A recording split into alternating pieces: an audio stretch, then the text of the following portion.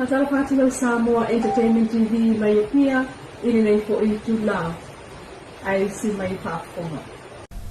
Wata wayal faltupetu tutonu Samoa le Central Bank of Samoa ilana famtalanga faalawa itele. Le yai leo le sila fia o le malo le faalawi lona faya i Hong Kong. O lo ta wai le Samoa Stock Exchange, le Samoa Digital Asset Exchange, ma le Oceanian Special Economic Zone. E ui famtalanga fe avea I lungov so ta inga televave. Ai o le tala le malo wa yei talu sanga tau nu o na fa ma ite. Mai o lo faya yai lo ilonga le pule ngai ngafa male na fo imata fayoi. Ai le yai se fai unga o faya yai le malo. Peitai o ta ual faltupetu tutonu o Samoa e le o te ena le malo so o sei tu ai ngō whainga wha investi fau o new investment e wha alele ia atili ma benefiti ai ta mau ai ngō Samoa mon tangata ai ta taulawa foi ona wha amautinoa le sefe maala ngā ta tawai mai o talo sanga wha apena ai mana umia lava ona iai ni ona ia foi ia iai ngā wha ta tia lima ta ita ina e pui pui ai tangata o wha o ngā ina leu au nanga ma ila tō foi o wha ma ite ina po investors o leisi foi le ai tu o lo wha aitete iai le malo o pisinisi e so tanga na aseta I to mai wha ona po nei e wha atino ai ia whesui inga e pe o virtual assets o cryptocurrency. Talo e lava o meo lo tupu le langi nei vai tau mai whainga tau wha avalea ma awala wha asoli tu la fono e mawai tupe. Ma leisi tu e mana umia lava e Samoa o na muli ta ia pea tu langa wha le vau ma lo ma saniai o ia fo I tu ai ngō pisinisi po type of exchanges o lo mata I tuina pea lava fo I e Samoa suinga o fe whata wa inga I lunga so ta inga televa vave, virtual or crypto, ma lona tūlanga o iei nei, ia tunu u ai o lona whatontonuina. O fola ma iei ele malo e wha awala atu imtanga luenga o tupe, whale tupe tu tonu o Samoa, le Samoa International Finance Authority, ma le fsosoa ni mai ana pa anga wha tupe wha alvao malo, le whaia leo se suenga le financial sector a Samoa,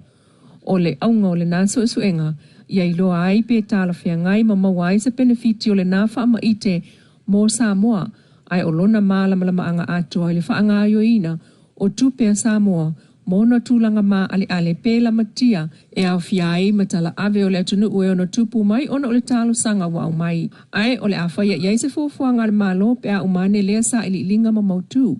ai mo le taiminei ele avatua le malo se wha mao ninga I le talo sanga mo se lai sene ai ufa mao ni al mtanga lunga pisinisi ala manuia maleipa ile vaenga o le stalai pisinisi lunga so ta inga telva vave isa ilinga atala fo la le geopolisia o iloane ai company tu mo oti ai tolu le Samoa Stock Exchange le Samoa Digital Asset Exchange ma le Oceanian Special Economic Zone pa anga fa pisinisi ona shareholders I Samoa o li ima fai pule fangai e sa sina le tui mai si company fafo ta ual wha mtalanga ma le faltupe tu tonu o Samoa. Ele o tau fia ele malo wha ma ite o pisini se manui ai tangata ma le tamau a inga o Samoa.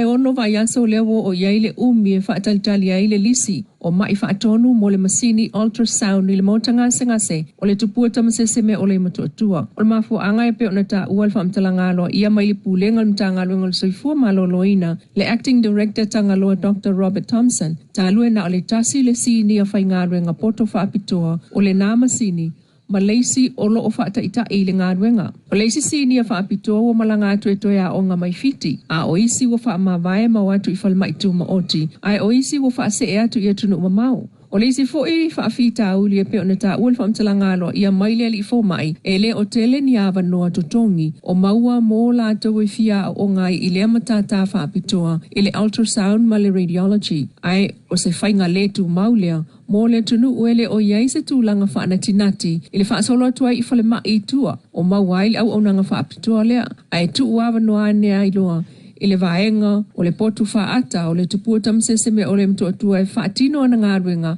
mo ngase whaana tinati fua I lunga o le uti o mea whai ngāruenga o lo iai ma le whainga o suenga o ngase tau fia peitai o se awala fo ile nā e vave mawaili poti o mai Nai lo le whaatalitali I le ono vai aso e pe ono whailo mai e le whaatonsili le tu mau le acting director o le TTM Tangaloa Dr. Robert Thompson. Ai nisi o tala e lua sulta si tau sango le li tala vau tau fusi vo loka I leo mamolia le ngaoi ma le tale pifale ai sa ilia pea leisi sa tapuniel falolo le bluebird i sa le ufile songo fuwa vanso nei ai fa ngā solo sa ilinga mtanga lungo leo leo ta ulsu kam sino mtanga luinga le sunga pali i Mona Lisa tia iketi e to olua li ina whaia leo sa wha inga peitai e to tasi leo ua maua ai le ima whaia na maua leisi e tele ni vaenga sa to e sea e au fiai mat sele ni tupe e pe on sauno papali e tasi le tama ua maua luas futasi tau sanga mai tau fusi e iai mea wato e sea mai le mea sa tu wai pe o donation sa lau whainga ruenga le o mautinoa le au whai o tupe na iai ai o tueta tala le whalo lo le bluebird sa le ufi ai wha soro lava suenga i le isia li i tala vau e to lua iai la ua na whaial soltu la fono. Walo ia ma mana ia i le pulenga o Seila Samoa ma tama whanau le tunuu o whainga ruenga i lunga o ba ai Samoa nei ma tunuu i whafo i na ua toea ulia mai ai nei le isi asa whaapitoa mō lato o onanga o le aso o Seila lua o lua tolu i whaapitoa lea i le sao tangata whainga ruenga i le pui ngol si o manga a ngā tai whale ae o le tau aveina o le fua Samoa e ui o lolo wa ma fi tau si o manga o lo o ngā lulue ma whai ngā lungai ai o lato sao fo ile nai whaatau inga whaalvao ma loa Samoa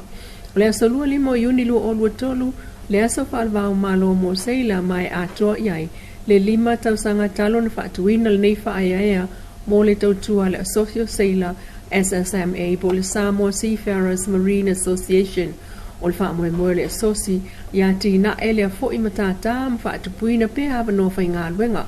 o whaamanianga tautupe ale asosi e maua mai so tanga mana tō tino ai o soso ni tupe mai le malo ma le tautua volunteer le to tongia lana fono whaatonu e pe on sa no le suil pulenga whaatonu le fionga i le Bristene tufunga to o alo whangaloa tufunga. Whai ua tātou tala le nei aso i se wainga fo ina iei tau o le manga le fono le palemene i le aso na nafi. I le ufionga i le ministao ki ngā mta mai tai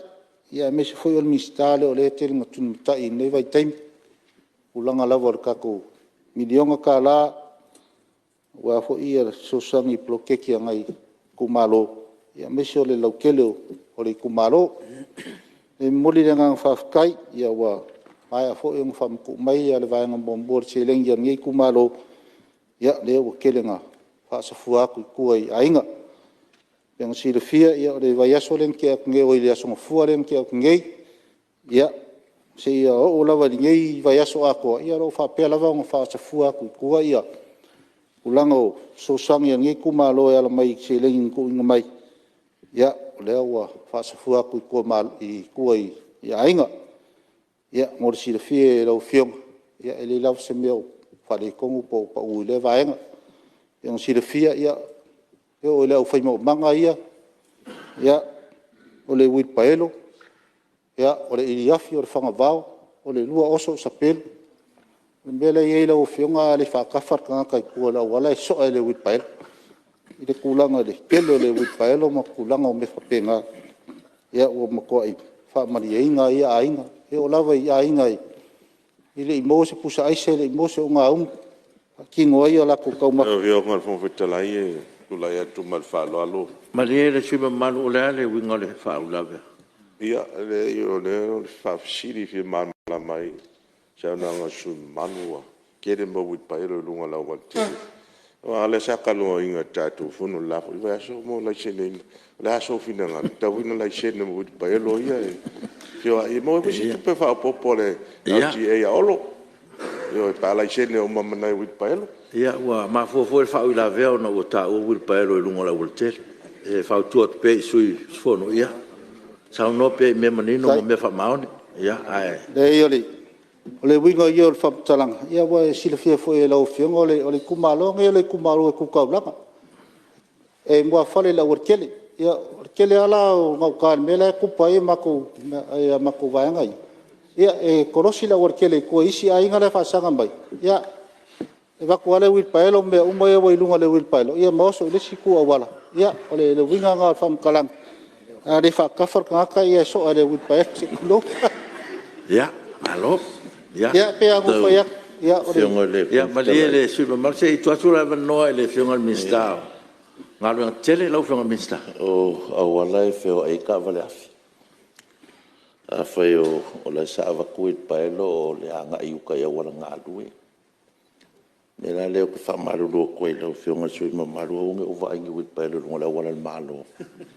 a o mga ai fai ia ko la nga ia fangi mo rio wit paelo feo ai pe fa pe nga ia ke wa fa ngi sui fuosis fa la ya